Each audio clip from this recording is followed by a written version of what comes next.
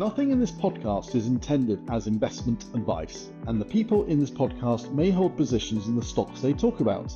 Do not buy any investment based solely on the companies we mention. Please do your own research. And welcome to Monday Upbeat Markets with me, Graham Dickson. And me, Kevin Hornsby, with a snotty nose. Oh dear, not again.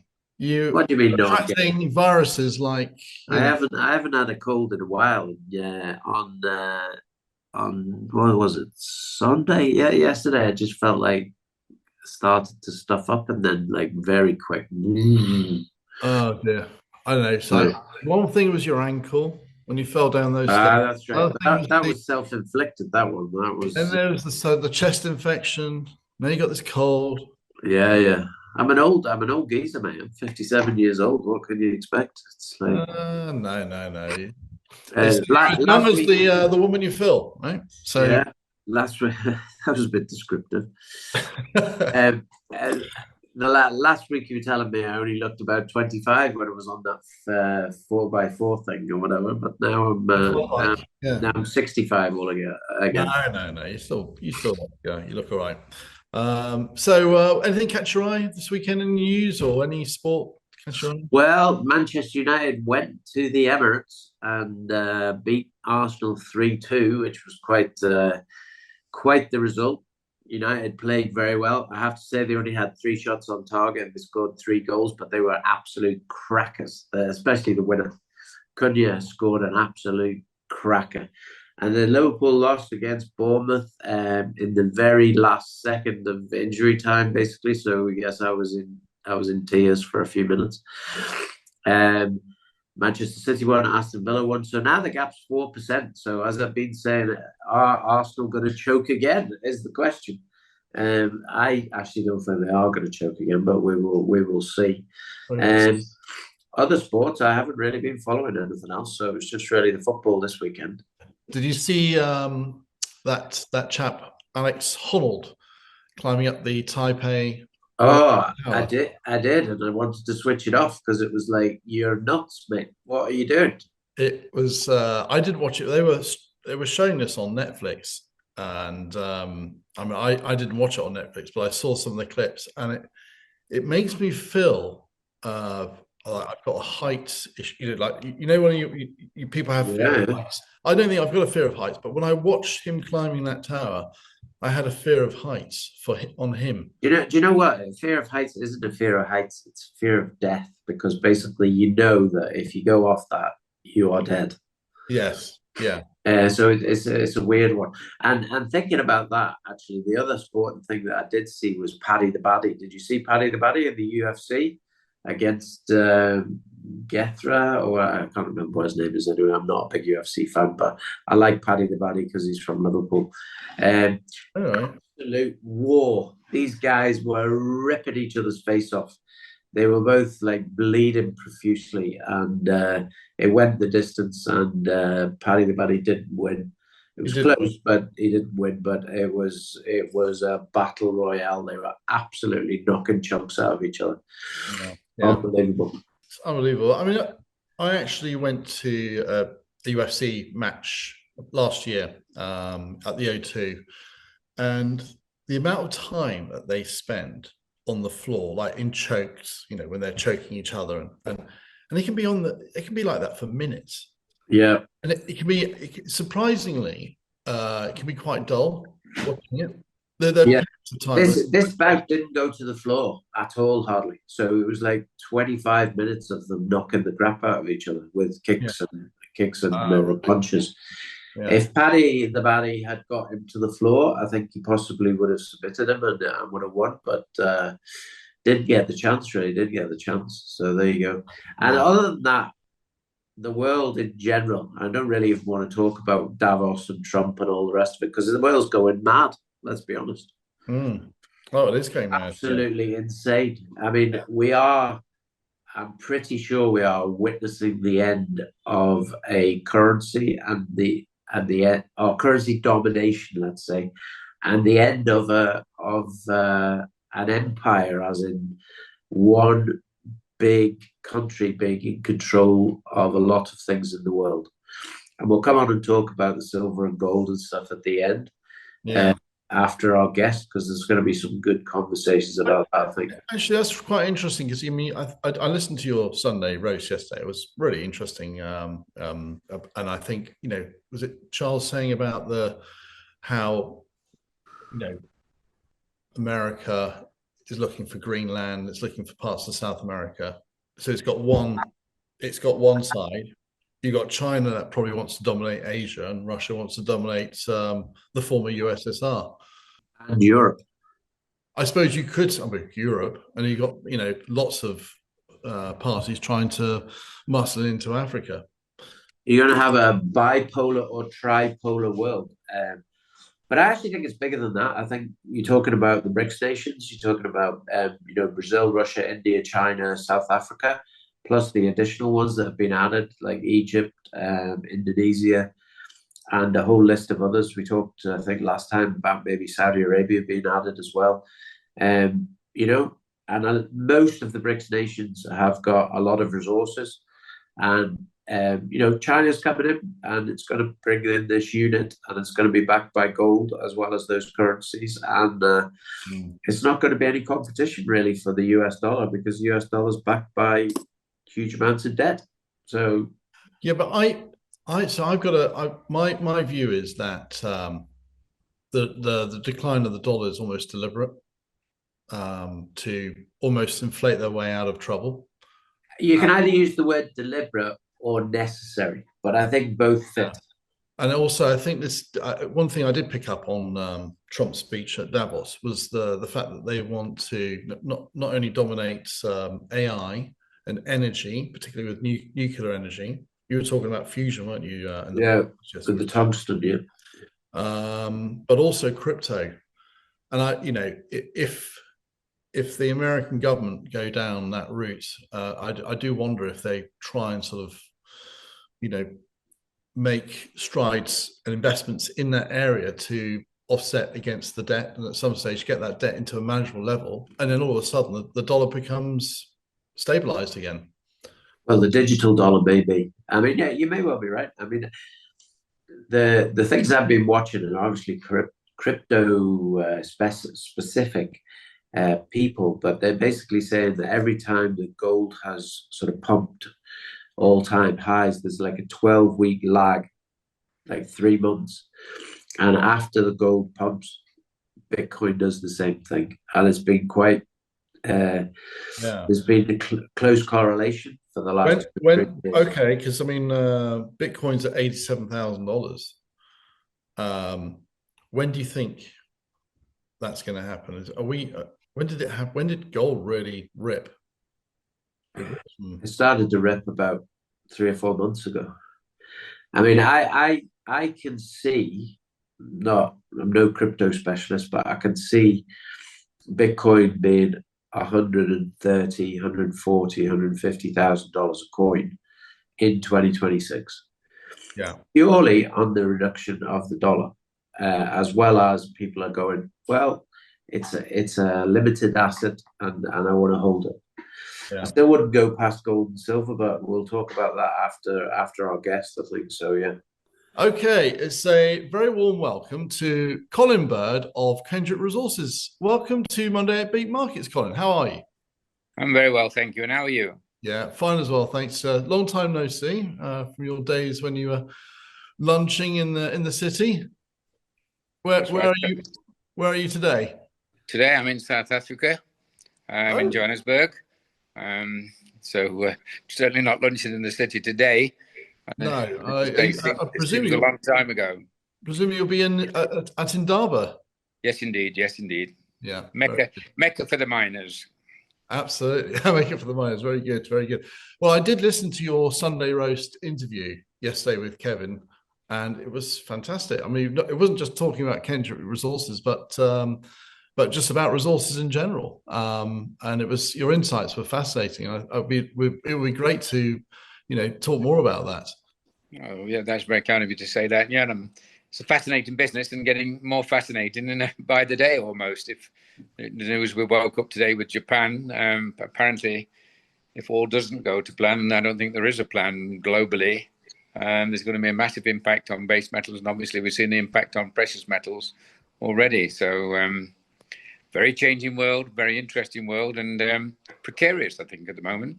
Colin, welcome to Monday Upbeat Markets. It's a pleasure having you here. Obviously, we spoke at the end of last week about Kendrick, which we'll come on to.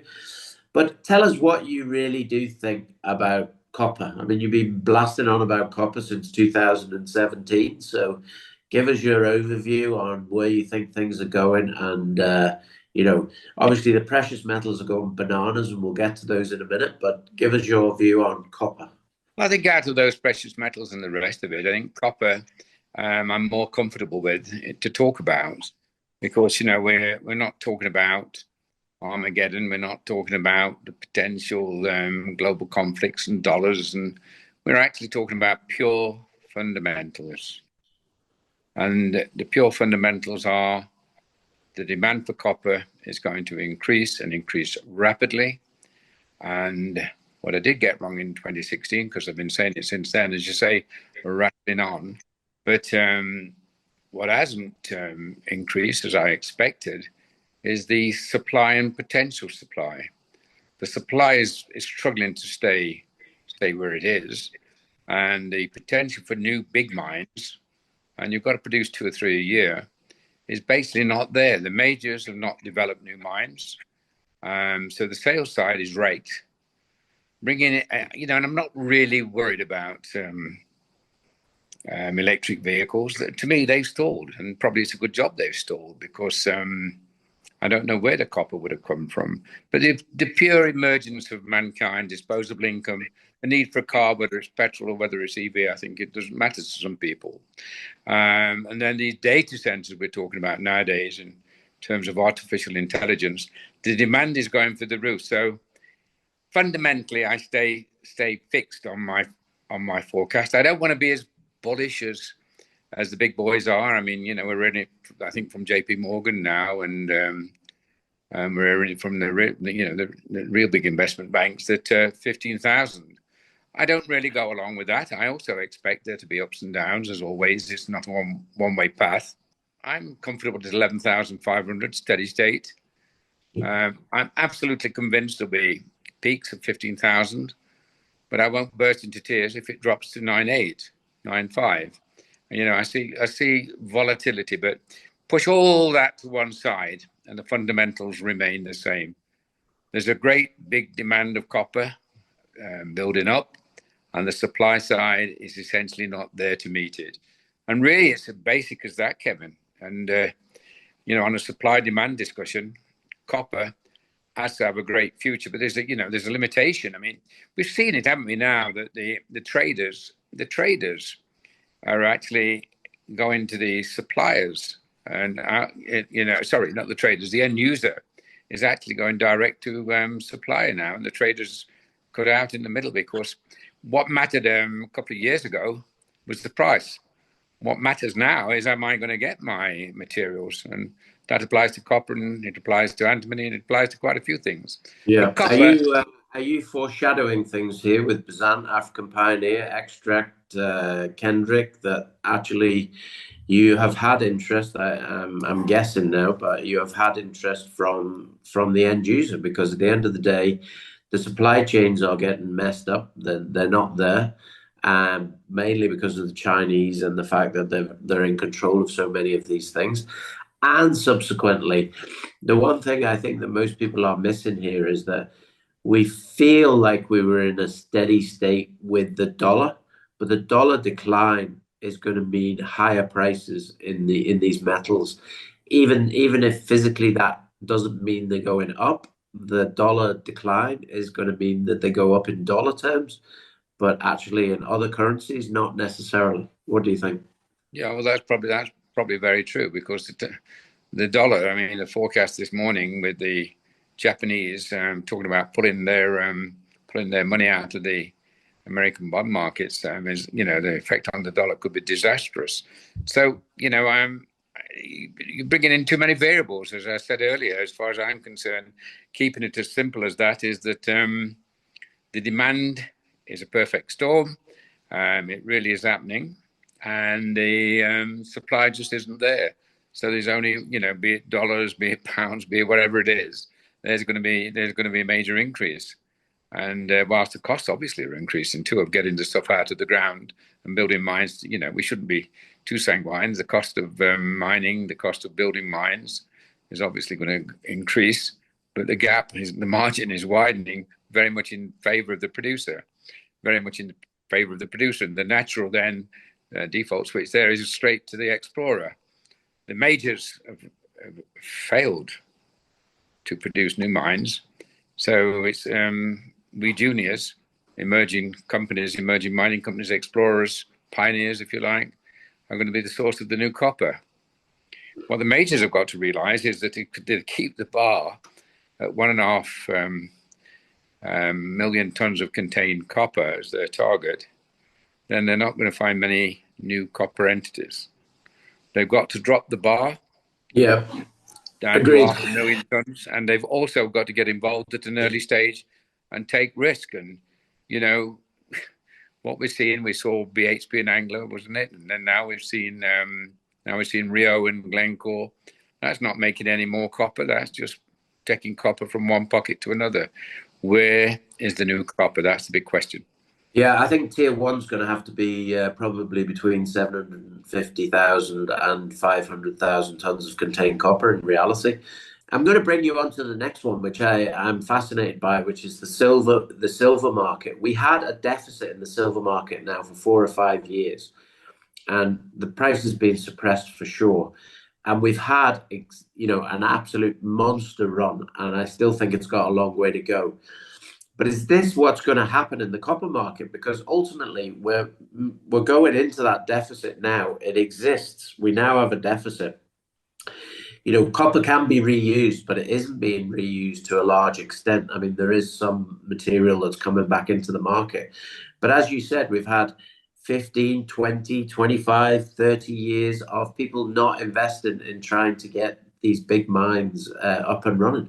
So what is going to happen in the copper market? I mean, my view is we could see 20,000, we could see 30,000 copper literally over the next few years. Well, and then, I said, I prefer to keep it simple, and let's keep it simple. And again, keeping it simple, we're paying for a massive underinvestment, which has been going on 30, 40 years in the copper industry. You can't invent a copper mine. And we know that in this day and age, if you're doing a big copper mine, Chile, Peru, those type of things, you're talking 15 years. So you've got an immediate demand, and a big mine satisfying that demand, a big mine production, probably 10, 15 years away, with only a few mines on the pipeline. So the next generation of copper mines are going to be basically, I think, smaller. And then they just have not got the capability to meet the overall demand. And so these porphyries have to come into being. That being the case, a lot of the porphyries, you're talking 0.25, 0.3% of copper. And you're talking about $3 to $5 billion worth of investment. And you're talking about 15 years. So yeah, the short-term demand, quite frankly, is just going to build month on month. The stocks are going to be diminished and disappear. New mines will just be talk. And I think we juniors, emerging companies, I prefer to call us not juniors, are going to be the beneficiaries. They have to come and talk to us. And I think wherever, in the space that I'm in the companies that I'm involved in, is that we had a policy which was working out for us, Kevin, in as much as I made it a business to go where majors have been and left. Not because I've got some idea that I'm cleverer than them, but because of the huge amount of data which is left. The fact that majors has often left a single geologist in charge of a big project, and the fact that majors often leave a project not for technical reasons, but for country reasons, for policy reasons within their own company. And so then, by definition, most of our projects have got immediate production potential for relatively small mines, but huge exploration potential attached.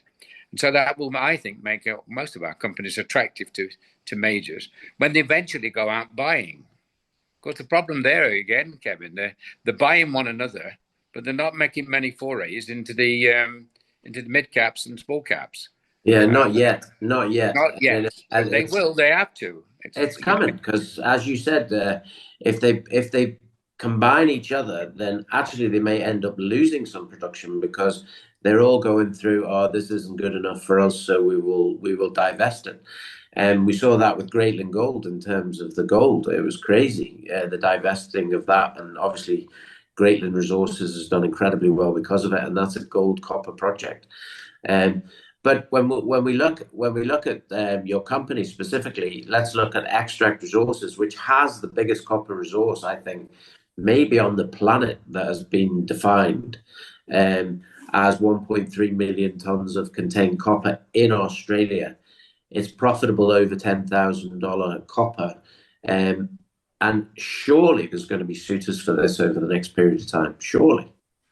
You would think so, wouldn't you? You would think so. And I think that's really what I was alluding to, that these projects will have to be worked. They're the next generation of copper projects.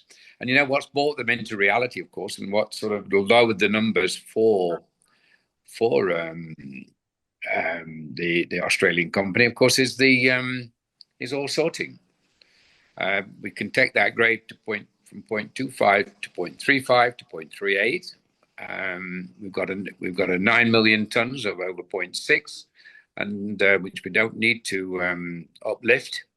So we'll basically have a mining grade which is higher, which will get the footprint of the plant smaller, the tailings, the infrastructure.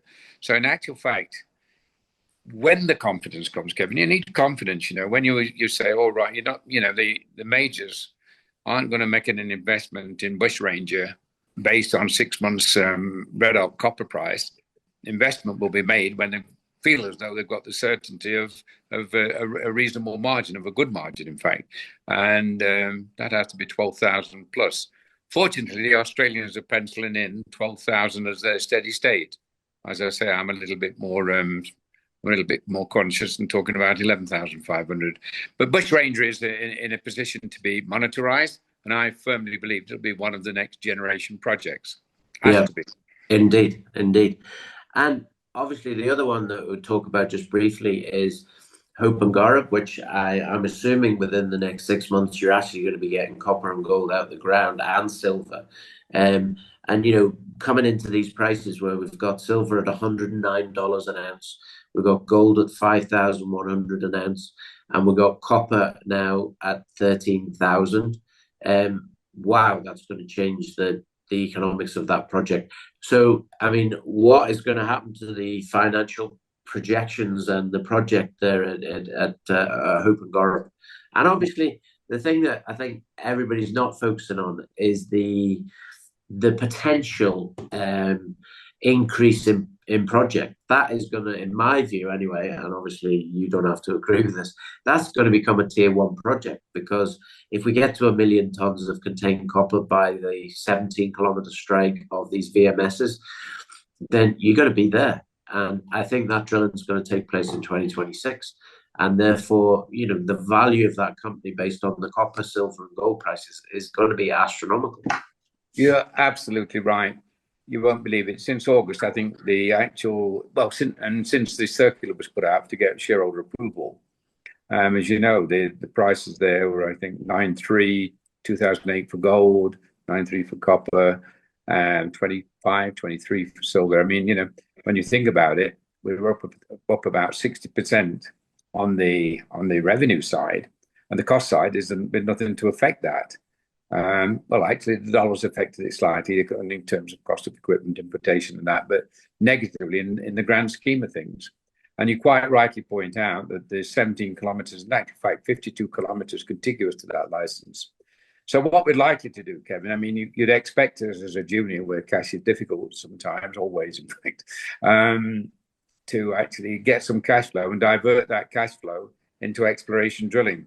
Mentally, I'm now looking at Byzantium phase 1 for this project, getting as much through as we possibly can, and we're looking at increasing the throughput every day that passes. And We were running the plant over last week, and so we're getting very, very confident with what we can do there.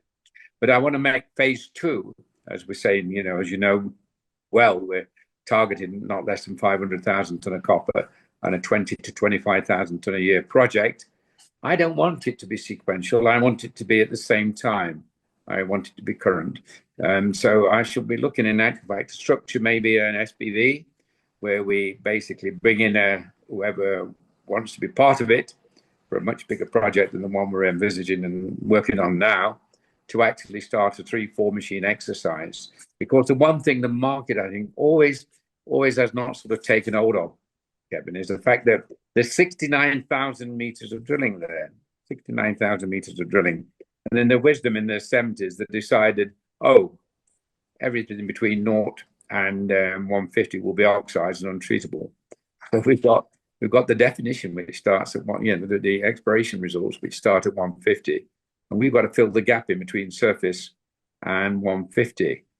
And a lot of this will be open pittable as well. So if you look at phase 1, phase 2, I'm going to get involved in phase 2 as fast as I can, as many machines as I can, and move towards that much bigger mine in a period where the limiting factor, well, not the limiting factor, but we'll start working on all the things like permitting, where we're going to put the big plant, what's the actual size of the operation, how much is open cast, do we indeed need to start an underground mine? We're beginning to doubt that, because again, we're looking at about 10 years at phase 1 for open cut mining. So you're absolutely right. Open Gorup fits the model. Namibia is a very receptive company for mining investment, very transparent mining code, and so to that effect, Open Gorup is in a very good position. And I wish we were 6 months forward in actual fact with the project, but we're not. We're not. So yes, but you've summed it up. For the majors, Open Gorup presents a very, very, very, very good target. Yeah, hopefully be out there later in the year to actually see the copper and gold coming out the ground, which would be fantastic. Haven't seen the desert in the first place and kicking the blue stones around the ground on the surface that we did last time. But what I also want to bring you into is African Pioneer and Ongombo, which we also visited as well. What people don't seem to realize, even though now it's sort of 6 times cheaper than the Bazant story, is that effectively, in terms of JORC, there is more copper in the ground in Ongombo, close to Windhoek there, than there is in Open Gorup at this moment in time. And obviously, when you drill that will change.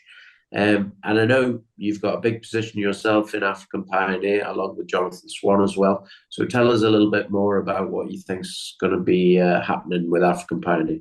Well, that region, the Ongombo region, we've got a license at the side as well, which needs to be explored. Folklore said it was central shoot, east shoot, north shoots. When in actual fact, we think that it's probably a lot more open-ended, and there won't be shoots. There'll be a lot of joining up. We've got 2 years of open pit potential. We want to try and increase that to 3 or 4. We've got plans for the general area, but we'll be doing very much the same as we are. In fact, you can say that Ongombo is probably 6 months behind in its engineering and about 1 year behind in construction, if you compare it with Bazant. And it will be a slightly larger plant. And as you say, it's only 25 kilometers from Windhoek, and it's an extremely well-placed mine. In terms of what has it got at the moment, it's got over 300,000 tons of contained copper, and it's open-ended. So yes, that's a tremendous project, and opportunities nearby, which we are currently pursuing, putting on the drawing board. So African Pioneer, both in terms of market cap, is well behind, but in terms of prospectivity, is an almost identical model to Bazant. The ore body presents itself differently. It will be open cut initially for a lesser period, and then we go underground.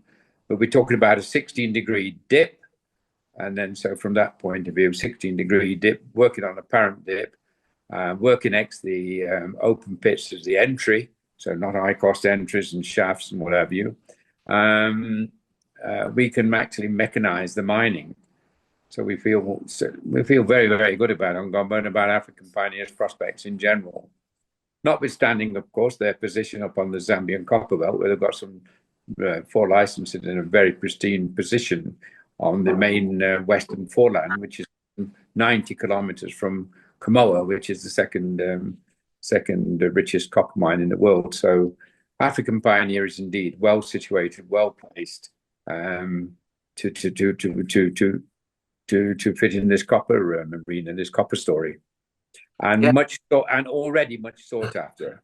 Yeah. Before we move on to Kendrick, which we want to talk to in detail, because that's the newest project in Namibia. You are becoming the Namibian king, I think, as well as the copper king. Galileo. I mean, Lou and Sobi, you took us into the bloody jungle there, right next to the DRC. Yeah. when we came to Zambia, and we were kicking bushes with a few of the engineers. And you can see the DRC from Lou and Sobi. I mean, what's happening with Lou and Sobi? I mean, from when we went to see it a year and a half ago, I think it was. I mean, wow, the project economics on that must be off the charts now compared to what it was then. Yeah, Lou and Sobi was always a moving feast, and so it's a moving feast. Is it an open? I mean, our plans are an open cast. Open cut mine, and it's the same as Ongombo. I was talking about Ongombo. Next, that open cut mine, we will go underground. That takes us to 550 meters.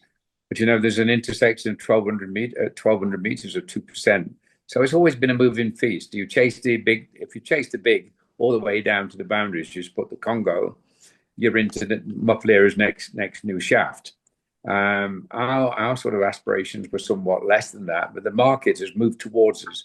This is probably the most advanced project in Zambia and is ready to start. Who we start with, the actual deal size, quite frankly, has been ongoing for 18 months since you visited. It was in process then.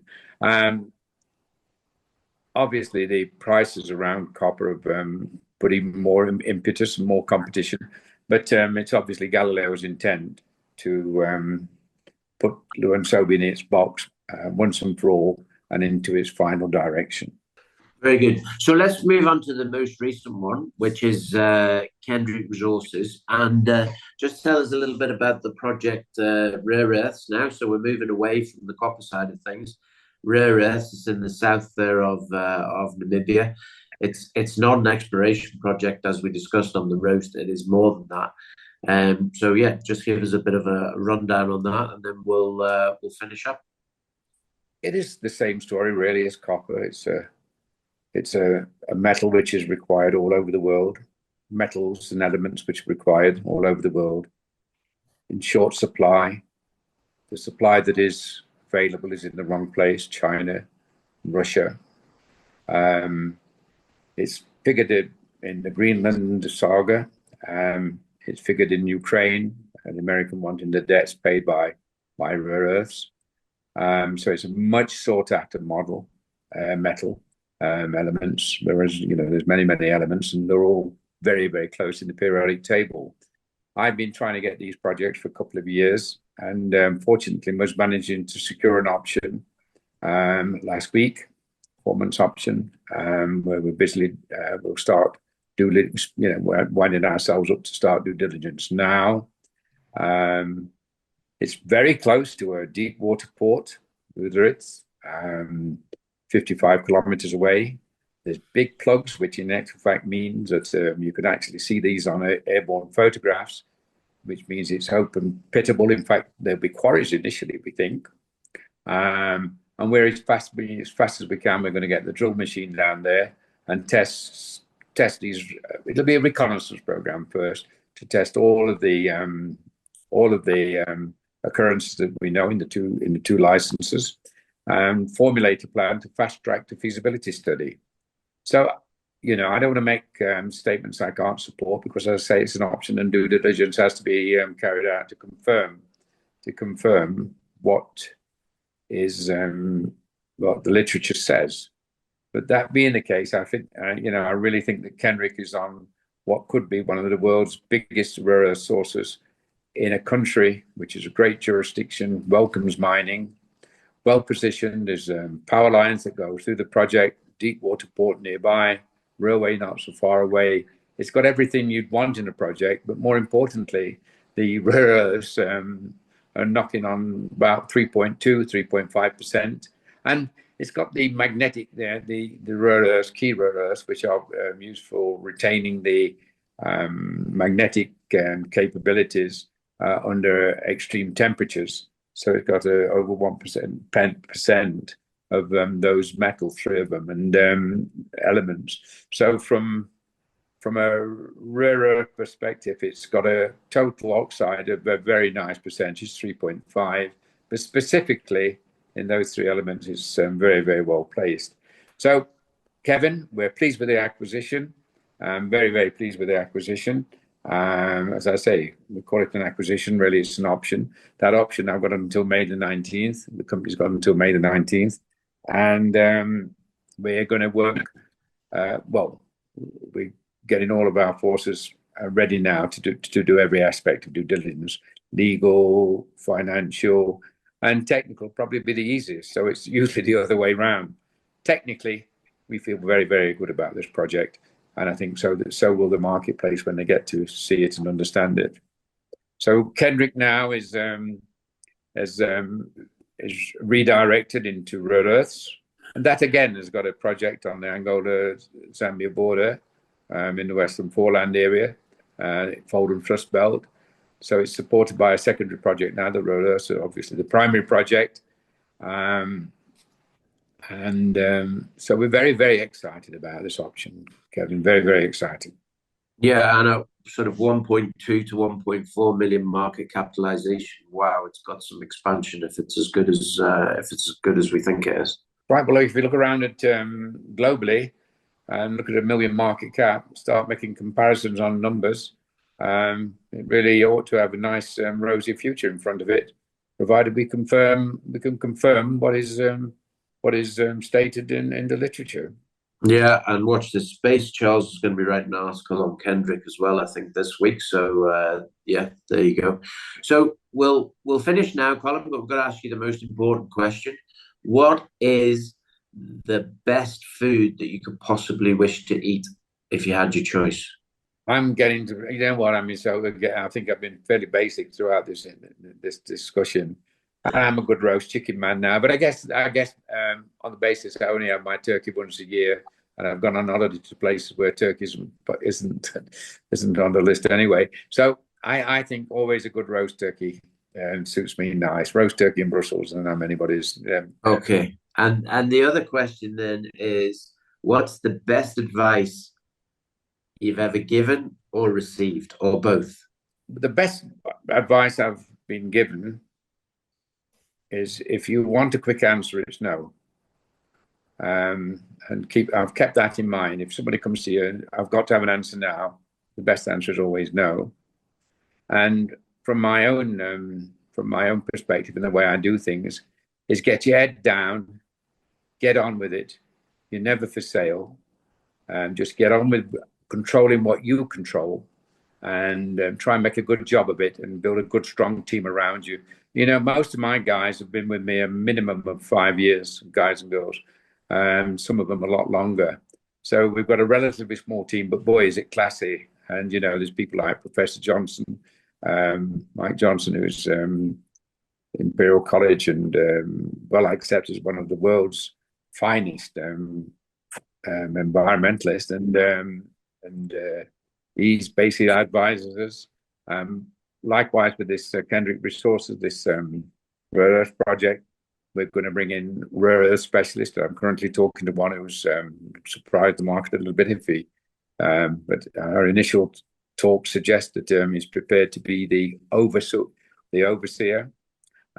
So again, it'll be a standalone project in Namibia, manned by the very, very best in the business in terms of rare earths. Will not interfere with copper, because it's not copper, and we're looking forward to starting it. But But personally, my old approach to life is heads down, get on with it, do the very best you can, and look after your own fundamentals, and try not to look in other people's shopping basket and get on with your own life. That's the way I run business. Okay. Well, on that note, Colin Bird of Kendrick Resources, thank you very much. Thank you. Nice to talk to you again. All the very best. Okay then, Graham. You were listening to most of that as I was interviewing Colin. What were your thoughts on Colin's companies and the overall metals market? Well, let's start with the last question first. I think the metals market per se is in a very strong position. The trend is your friend. The dollar is in decline. There are some more industrial reasons why certain commodities will be in demand than perhaps others. For example, silver, which I think you educated me about, and a few other sessions we had, where we're talking about the demand of industrial demand for silver coming from the rise of solar panels becoming more and more pervasive across the globe. Copper, there is no real substitute for copper. I know they've been talking about this for a long time, but there is no substitute for copper. And with a lack of investment into copper, I think that the supply and demand factors only suggest that the price is more likely to go up than down in the foreseeable future. And for gold, again, it's $5,000. It's difficult. Yeah. As we speak, $5,127. Yeah. So, and silver now $109. The issue, and again, sorry for sounding so nasal, but the issue with silver, unlike gold, is that 60 to 80% of all annual production is used, as in it's industrially used, whether that be the solar panels, whether it be for the conductivity of electricity, for all sorts of industrial uses. So now you've got a load of people who are also investing in it and wanting to invest in it. And I think we're going to see more central banks in that situation as well. And a highly manipulated market that has been for many, many decades in the US. The market has now become a physical market, and it's been taken away from the US by the physical market in China. Even though we see the COMEX market, which I call it the fantasy market now in the US, at $109.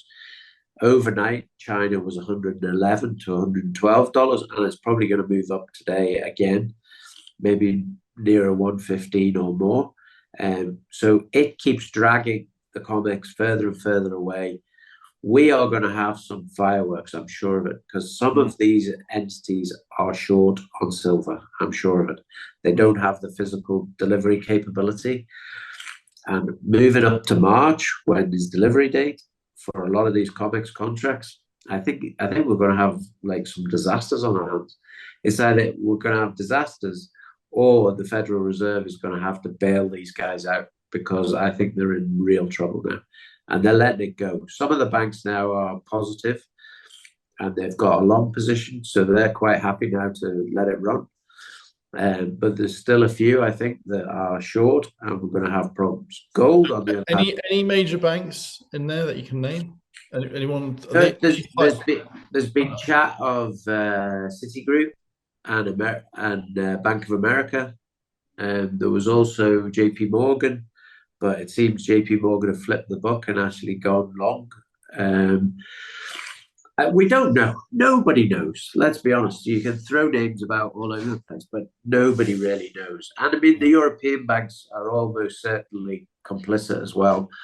Again, we don't know. Nobody knows. So it would be wrong for me to say, they do know or they don't know.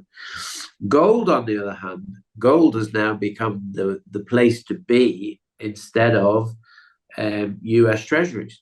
So we're having massive buy-in from countries, Denmark dumped all their US bonds because of Greenland. What do you think they bought? More than likely, they bought gold. Sweden are doing the same thing. More than likely, they're going to buy gold. China's buying gold like it's going out of fashion, basically, because they want to back the unit or the yuan. So, I don't see the trade stopping, to be honest. I do wonder, like with jewelry demand. I remember people buying, I don't know, was it about 10 years ago, 15 years ago, people buying platinum wedding rings and engagement rings. And I wonder if people are going to start buying silver rings because their parents are going to go, this is a great investment. Buy the silver, have the silver ring. Yeah. Well, silver historically in the Islamic world is a big thing because they don't really, they try not to wear gold. There's something in the Quran about gold. So silver, though it seems strange because like Dubai is one of the capitals of the world for gold and silver, So of course, you had a big gold mine in Egypt called Centamin. If you remember, Centamin, Egypt. It still exists. That's where I get my gold and silver from now. Really? When they're producing it, it still exists. So what's the name of the mine? What's the name of the mine? It'll come to me in a minute, but they're owned by an American outfit now. So the other big thing that we talked about on the roast, and I'd like to mention again, is Tau and the old bit and saw network, which I really think is going to be a huge mover over the next few months, years, decades, because I think we're going to go into a time now where we're going to have decentralized AI. People aren't going to continually trust your ChatGPT or Grok and all of those things, and they're going to want to do it separately. And we've got Astrid Intelligence there, which a company is going okay this today, Monday, as we speak. Actually got a phone call from my broker today saying, "Would you like to sell your stock?" Now, what sign do you normally get when somebody's trying to buy your stock, Graham? Yeah. What do you think? No, I remember. You have people where you say, we've had a bid from a market maker, and the next thing is they end up buying the stock because they don't want. They feel like they're going to give the family silver away, and so they want to double up on their own position. I've seen it so many times over the years. Yeah, no, absolutely. But otherwise, Colin Bird's company, he just seems to be well positioned in general. He's sort of put his post in the ground. Yeah, and he put his post in the ground years ago and has taken it thick all along because of it. And I've been a believer, and I've got a good position in all of the companies, to be honest. Mr. 1%, I think you recall. What do you say? Mr. 1%. Yeah, I like to have 1% or more in a company, and you can only do that when they're worth 2, 3, 4, 5 million pounds, because above that, then it's a bit of a stretch, So so you got to pick the ones at the low end. And another one, which I'm going to tell you now, I think is going to be a big winner. And they had news today, is Active Energy in Dubai. They're basically the ones who are going to be providing the electricity for the AI centers and also producing crypto, producing Bitcoin from miners. They signed a deal with some people in Dubai, which by the looks of things is going to be beneficial to them. It's going to increase their margins. Last week, they signed a deal that they're going to do the same in Saudi Arabia. I've been speaking to Paul Elliott. We're going to try and get him on here, but he's definitely going to come on the roast anyway. This company is going places. And at the minute, market capitalization of just over £3 million is bananas for what they have. The 8 megawatts, which should move up to over 30 megawatts in 2026, is going to produce them $3.5 million of revenue, and half of that is profit. I can't see how it's not going to go up significantly. Now, there's people moving out of it who were in the original raise, but over time, I can't see how this company is not going to be worth several factors. I've said it before, and I'm saying it in the groups. There's 3 companies I really like the look of, and they so happen to all have A's at the start of their names. First one is Active Energy, I've just explained. Second one is Astrid, who we were talking about a minute ago, to do with the Tau and the bit and saw. But the one thing you can say about the markets is that we are in the start of a metals bull run, whether that's base metals, whether that is, I mean, I can see zinc and lead and all of those other things also having a great time as well. You've got rare earths because people are massively being controlled by the Chinese on the rare earths. I mean, some of the rare earths prices are bananas, like 3.6 million per ton. And then you've got the precious metals, which is obviously gold, silver, platinum. And you mentioned platinum and rings. Yeah. The historic value of platinum was always 20% higher than the price of gold. And yet currently the price of platinum is about half the price of gold. I've been trying to buy platinum, physical platinum. I can't get it anywhere. It's not possible. It's like you can't buy it. It's so if I want a prediction of silver, gold, platinum, which one's going to go up the most in 2026, I'm guessing it could be platinum. It could be $7,000, $8,000, $9,000 an ounce. I think is very possible with platinum by the end of 2026. Is it now? It's about 2,500, 2,600, I think, at the minute. Okay. Right. So yeah. Very good, very good. Well, on a slightly different note, I don't know if you read up on the BBC this morning. They came out with an article about people taking these weight loss jabs, and apparently 1 in 10 people are now on this weight loss jab in the UK, and the corresponding effects of this is that they are reducing their food shopping in the supermarkets substantially, and also their consumption of alcohol. So I don't know how this is going to play out for the supermarkets. It doesn't sound very, very good, and not particularly good for the beverage companies either. However, the fashion industries will be a beneficiary of this because of their shrinking sizes. They need to redo their wardrobes. So I think that was quite an interesting article to come across, and how that may affect certain industries. Yeah, it's very interesting, isn't it? It's going to have impacts on things, but the interesting thing is maybe the clothing companies are going to be the main beneficiaries in all of this, because by all accounts, when you stop taking it, you start eating even more and you get even fatter.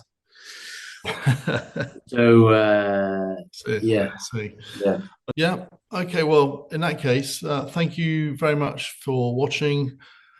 Don't forget to like and subscribe if you like what you see. And remember, mum's the word.